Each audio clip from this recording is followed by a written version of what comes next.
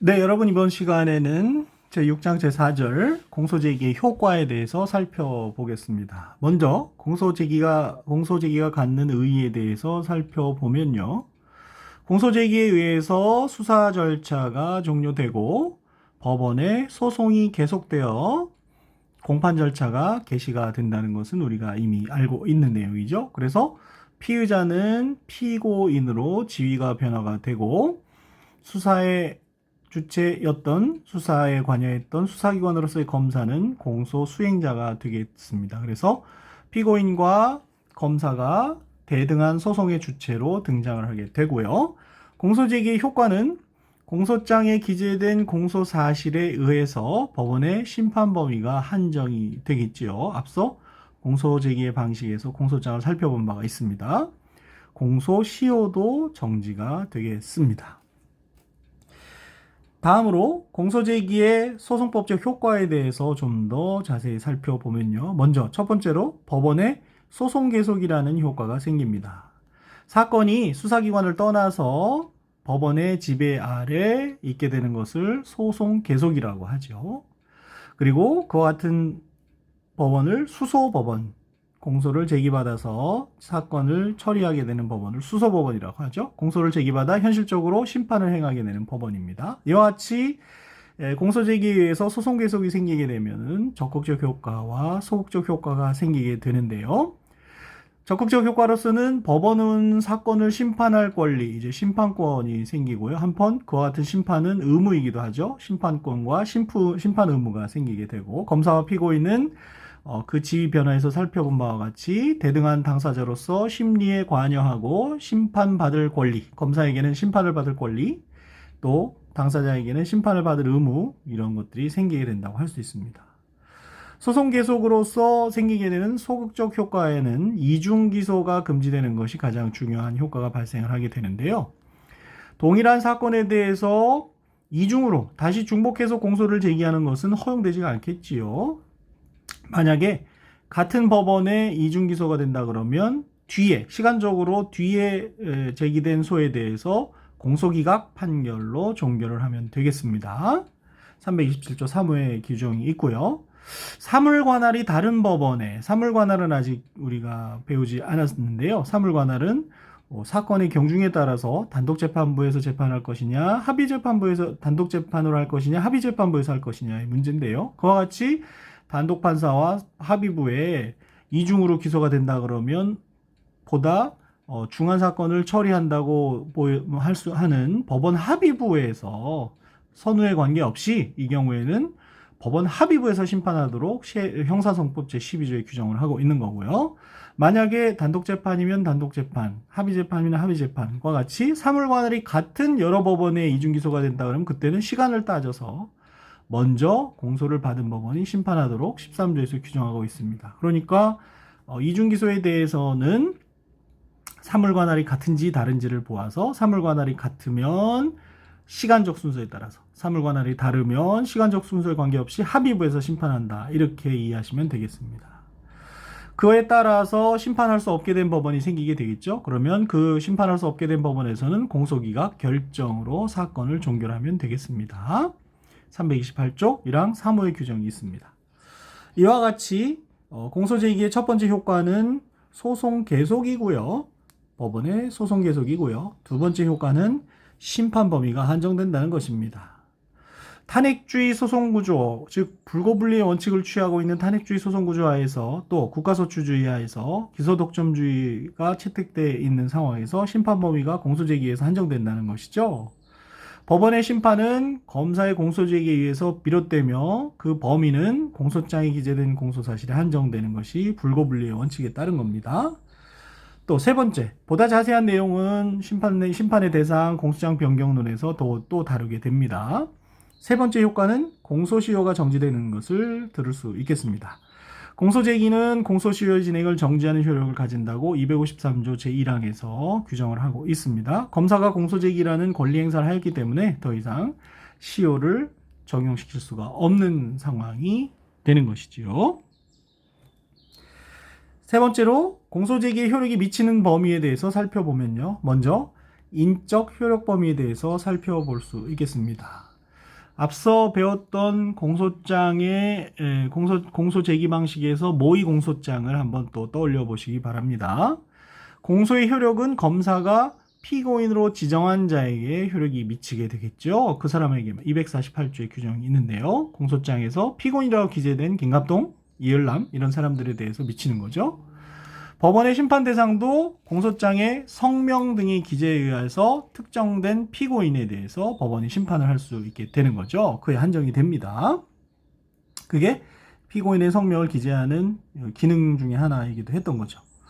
과연 피고인을 어떤 기준에 의해서 특정할 거냐에 대해서 견해 대립이 기본적으로 있는데요. 검사가 공소를 제기하려고 하는 자, 즉 검사의 의사에 따라서 그 사람이 피고인이다. 그렇지 않고 의사가 아닌 객관적으로 공소장에 표시된 피고인으로 표시된 사람이 피고인이다. 이런 견해가 표시설이 거고요. 행위설은 실제로 피고인처럼 행동하거나 피고인으로 취급된 자가 피고인이다. 이런 견해인데 비해서 실질적 표시설은 다수설적인 견해라고 할 수 있는데요. 표시설을 기준으로, 즉 공소장에 기재된 피고인을 기준으로 해서 검사의 의사나 재판에서 피고인의 행위, 즉 실질설을 행위설과 의사설을 가미한 설이다. 이렇게 볼 수 있겠는데요. 그런 기본적인 견해를 바탕으로 해서 구체적인 경우, 즉 성명 모용, 성명을 거짓으로 사용한 경우에 공소제기 효력이 어떻게 되는지를 살펴보도록 하겠습니다. 공소장에 김갑동이라고 기재가 되어 있는데 피의자가 타인의 성명을 모용한 경우입니다. 이는 당사자의 표시상의 착오일 뿐이며 모용자에게 공소제기 효력이 미치고, 즉 이율남이라는 사람이 김갑동의 이름을 가지고 수사를 받고 해서 김갑동의 이름으로 공소가 제기됐다 하더라도 그와 같은 명의를 모용한 사람 이율남에게 공소제기 효력이 미친다는 거죠. 그리고 피모용자 이름을 도용당한 김갑동에게는 미치지 않는다는 거죠. 즉 실질적 표시설에 의한다고 볼 수가 있겠습니다. 그럼 그와 같이 이을남이라는 사람이 함부로 김갑동의 이름으로 수사를 받아서 공소 제기된 경우 어떻게 처리를 할 것이냐. 검사는 공소장 정정 절차를 밟아서 김갑동을 이을남으로 표시 정정을 하면 되겠습니다. 이때 판례는요. 피모용자 즉 김갑동이 약식명령을 송달받은 경우라면 약식 절차에 의해서, 그리고 내가 왜 약식명령을 받아야 되지? 정식재판 청구를 한 경우라면 피모용자 김갑동에게 사실상의 소송 계속이 발생했다고 봐서 김갑동에 대한 공소제기 절차가 법률의 규정에 위반해서 무효인대에 해당한다고 해서 327조 2호로 김갑동에 대해서는 공소기각 판결을 해주어라 라는 것이 판례의 입장입니다. 한편 검사가 끝까지 김갑동으로 피고인 표시를 정정하지 않고 바로잡지 않는 경우라면은 법원으로서는 어쩔 수 없이 254조의 공소제기 방식을 위반해서 했다고 해서 공소기각 판결을 할 수밖에 없겠지요. 그와 같이 공판 심리 중에 발견된 경우에는 기본적으로 공소장 정정 절차를 밟아서 하면 되겠고요. 다만 특별한 경우에는 모용된 사람에 대해서, 즉 피모용자에 대해서 공소기각 판결을 해줘야 되는 경우가 있을 수 있습니다. 한편 김갑동에 대해서 판결까지 확정이 됐는데 그 후에 진짜 피고인이 김갑동이 아니라 이을남이 이름을 함부로 모용했구나라는 거 밝혀지면 피모용자 김갑동에 대해서 유죄 판결이 선고되었더라도 그 판결의 효력은 미치지 않는다고 봐야겠죠. 모용당한 사람한테요. 죄를 지은 적이 없으니까요. 이때 판례는요. 피모용자의 정식재판 청구가 없더라도 약식명령은 비상상고의 대상이 된다는 입장을 취하고 있습니다. 비상상고라는 것은 확정된 재판에 대해서 불복할 수 있는 두 가지 제도, 재심과 비상상고가 있는데 그 중에 법령 위반 사유에 해당한다라고 보는 것이죠. 사실을 오인한 것이 아니고요. 재심과 비상상고에 대해서는 다음 학기에 또 배우게 되고요. 이미 촬영되어 있는 영상도 있긴 있을 겁니다. 필요한 사람은 찾아서 살펴보면 될 것 같습니다. 이것이 성명 모용, 누군가가 다른 사람의 이름을 함부로 도용한 경우가 되겠고요. 이름은 공소장에 제대로 기재가 되어 있는데 다른 사람이 출석한 경우, 위장 출석한 경우에는 어떻게 되느냐를 다루는 것이 위장 출석과 공소제기 효력 부분입니다. 피고인 대신에 다른 사람이 출석을 해서 재판을 받은 경우에 공소지기의 효력은 실제적인 피고인에게 미치게 되겠죠. 공판 심리 중에 그와 같은 사실이 밝혀지면 어떻게 해야 될까요? 인정신문을 하는 과정에서 다른 사람이 출석한 것이 발견됐다 그러면 위장 출석한 사람을 퇴적을 시켜버리고 실질적 피고인, 진정한 피고인을 다시 소환해서 진행을 하면 되겠습니다. 그런데 인정신문 단계에서 발견이 안 되고 사실심리 절차, 증거조사 등과 같은 사실심리 절차에서 발견이 된다 그러면 대신 위장 출석한 사람에 대해서는 327조 2호 공소지기 절차가 법률의 규정에 위반하여 무효인대에 해당한다는 것을 유추 적용해서 공소기각 판결로 소송을 종결하고 실질적 진짜 피고인을 소환해서 새로 진행을 해야 되겠습니다. 판결 확정 후에 비로소 위장 출석한 사실이 발견된다 그러면 위장 출석한 사람에 대해서 유죄 판결이 확정됐다고 하면은 형식적 피고인이 위장 출석한 사람이 되어서 효력은 위장 출석한 사람에게 미치고 그에 대해서 을을 그럼 어떻게 구제할 것이냐에 대한 견해 대립이 있는데요. 재심을 받아야 된다. 을이 그런 견해가 다수설이고 역시 비상상고를 해야 된다라는 견해가 소수설적인 견해라고 볼 수가 있겠습니다. 그래서 아직 재심과 비상상고를 정확하게 배우질 않아서 재심과 비상상고를 공부한 다음에 다시 돌아와서 살펴보시면 좀 더 이해가 잘 될 겁니다. 이것이 공소사실의 인적 효력 범위에 대한 논의였고요. 인적 효력 범위에서는 결국 성명 모용과 위장 출석의 문제가 발생할 수 있어서 그런 경우에 어떻게 처리하고 있는지를 잘 정리를 해놔야 되겠습니다. 물적 효력 범위, 객관적 효력 범위는 어디에 미칠까요? 자, 공소 불가분의 원칙이라는 것이 있습니다. 하나의 하나의 범죄 사실의 일부에 대한 공소 효력은 나머지 단일한 범죄 사실의 전부에 미치게 되겠습니다. 범죄 사실의 하나인 경우를 얘기하는 거죠. 그래서 공소제기의 물적 효력 범위와 관련돼서 공소 불가분의 원칙이 적용이 되는 것이고요. 인적 효력 범위에는 아무리 공범이라 하더라도 공범 중에 1인에 대한 공소제기가 다른 공범에 미칠 수가 없지요. 그런 불가분의 원칙은 없습니다. 물적 효력 범위와 관련되는 문제다. 자, 공소제기의 물적 효력 범위는 수서법원, 소송이 계속된 수서법원의 잠재적 심판 범위와 일치하게 되고요. 기판력의 객관적 범위와도 일치하게 됩니다. 아직 기판력을 또 배우질 않았습니다. 그리고 심판 범위에 대해서도 공소장 변경과 같은 현실적, 잠재적 심판 범위에 대한 개념을 배우지 않았는데 이릉 여기서는 공소제기의 물적 효력 범위와 수서법원의 잠재적 심판 범위, 기판력의 객관적 범위가 일치한다라는 것을 한번 기억하는 정도로 알아두시고 나중에 다 배운 다음에 기판력과 공소장 변경, 심판의 대상을 배운 다음에 다시 정확한 이해를 할 필요가 있는 거고요.